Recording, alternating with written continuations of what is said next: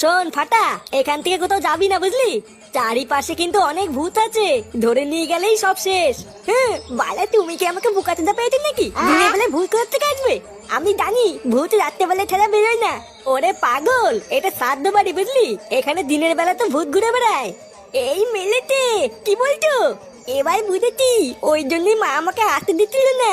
হ্যাঁ, এখান থেকে একদম নড়বি না, ঠিক আছে? আচ্ছা ফটকে কাকা, ভূত কি করে ডাকে গো? ভূত ওই তো, যেখানে দেখবি ভূত আছে সেখানে দেখবি ভূত ডাকবে। ও ইয়া, ও ইয়া। এই মিলেছি। কিরে, তুই এখন এখানে দাঁড়িয়ে দাঁড়িয়ে কি করছিস? এই চুদির ভাইটা আবার কোথার থেকে আসলো? আরে আর বলিস না, ফুটোর বাবা নিয়ে এসছে, তারপরে এখানে রেখে কোথায় যেন গেল। ফটকে কাকা, আমি না একটু হিচু করে আছি। হ্যাঁ আচ্ছা যা, আর তাড়াতাড়ি আসবি, মনে আছে তো এখানে কিন্তু ভূত আছে।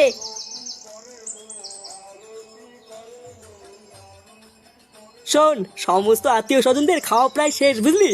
আর জোর একটা ব্যাচ হবে, তারপরে কিন্তু আমরা খেতে বসে যাবো।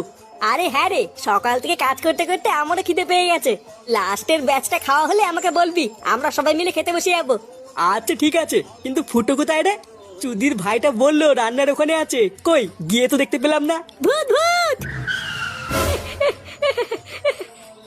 ফটকে কাকা, ওইখানে ভূত আছে। এই কি? ভূত? কোথায় ভূত?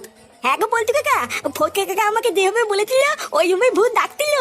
আমি হিচু করতে গিয়ে শুনলাম ভূত আমাকে দেখে ওইয়া ওইয়া করছে। ওই যে ওই যে, ওই দিকে তাড়াতাড়ি চলো। ভূতে ওইয়া ওইয়া করছে, চল তো বাড়া। কেমন লাগছে? হ্যাঁ ইস, আমার লজ্জা লাগছে। লজ্জার কি আছে, আমি কি পড়ে নাকি? হ্যাঁ বাড়া, সবসময় মনে রাখবা, দাদু নেই তো কি হয়েছে, এই ফুটো আছে ফুটো। এতদিন তো দাদুর পচা কাঠালি গলা নিয়েছো, এবার আমারটাও দেখো। কি